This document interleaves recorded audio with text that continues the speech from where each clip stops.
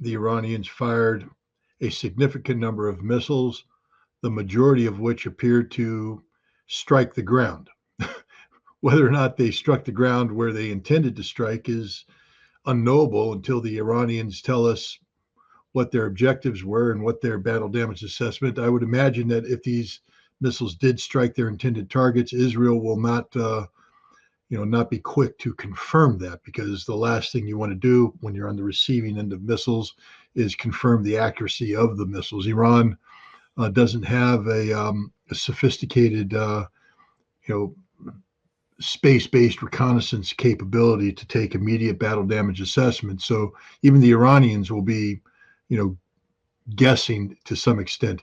It appears, however, that a significant number of missiles were targeted at Nevatim Air Base outside of Beersheba. This is one of Israel's most important air bases. It's where the F-35 fighters are based out of, along with Netanyahu's Air Force One and some other critical air assets. The videotape of this attack shows what appear to be hypersonic missiles, coming in in significant quantity and hitting what they're, hitting something on the ground. They some of them may have been intercepted, but not all of them. This appears to be part of the Iranian strategy of saturation attacks. If you take a look at the quantity of the missiles being fired, it simply overwhelmed Israel's air defense systems.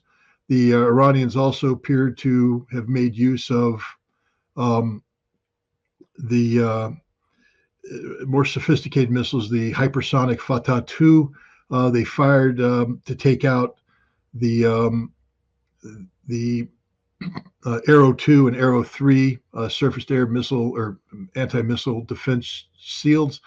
I've been looking at some videos that look as though the Iranians were deploying sophisticated warheads that have multiple warheads and decoys and accelerating warheads. So they used a variety of means.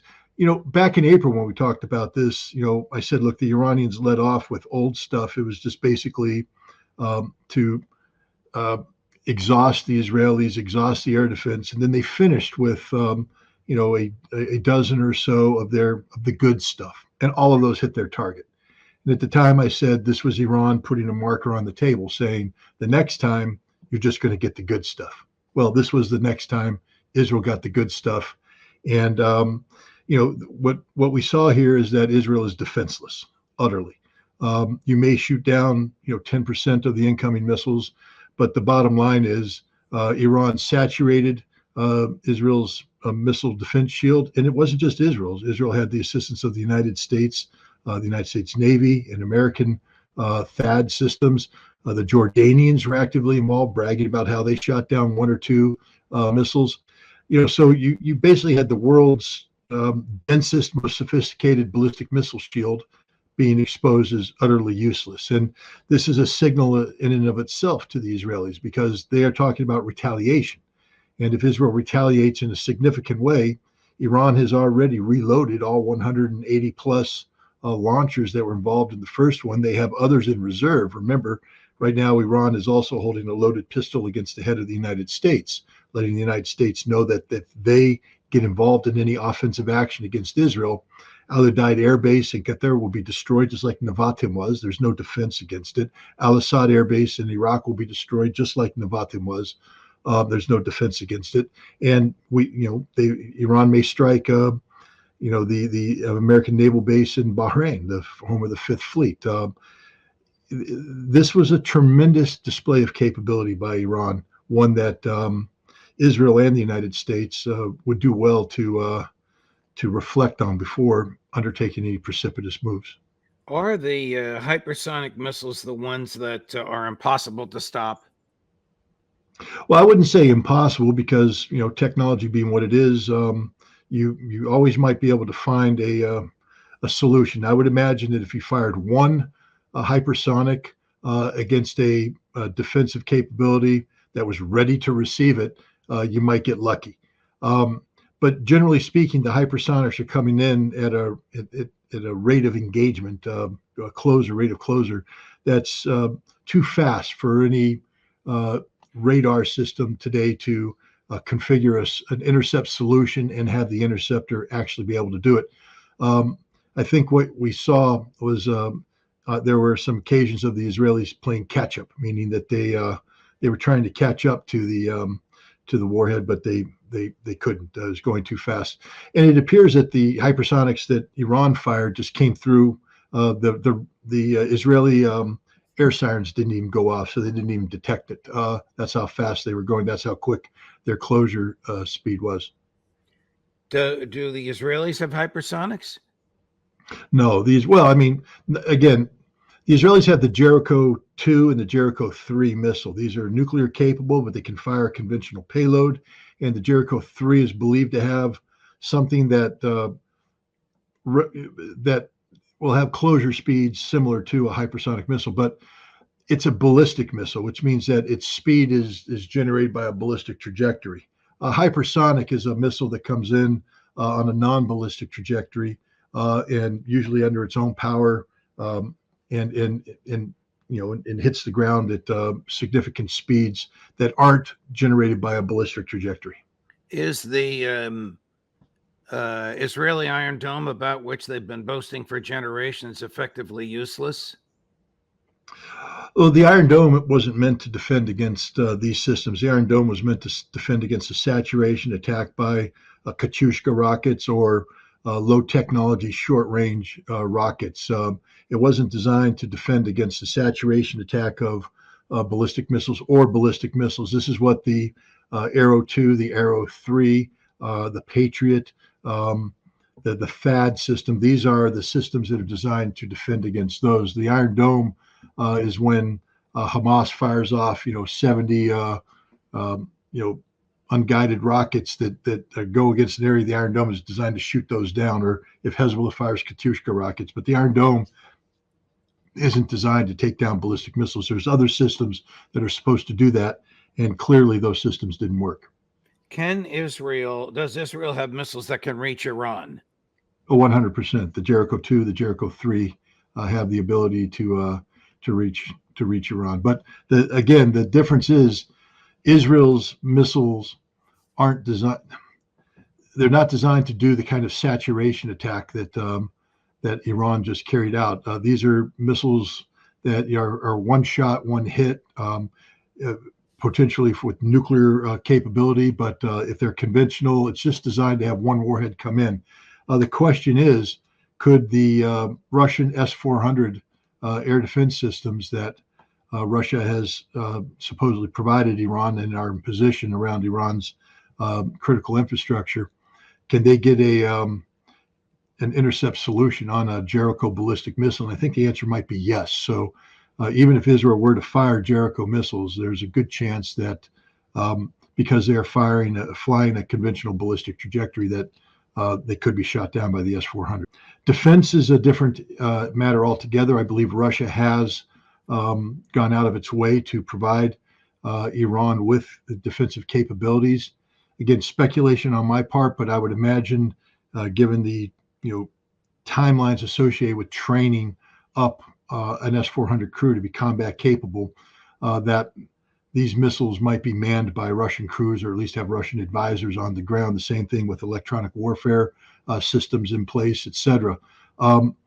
Also, it appears that Russia may have delivered some of their more advanced fighters to Iran. And again, here, because the Iranians haven't had a chance to fully train up on these fighters may be flown by Russians. So theoretically speaking, if Israel were to launch a strike using manned aircraft against Iran, there's a chance they'll be going up against air defense systems manned by Russians and fighter interceptors manned by Russians. History shows that this is what Russia has done in the past. They did it in Vietnam, they did it in Korea, and they did it in Egypt during the Yom Kippur War and the War of Attrition.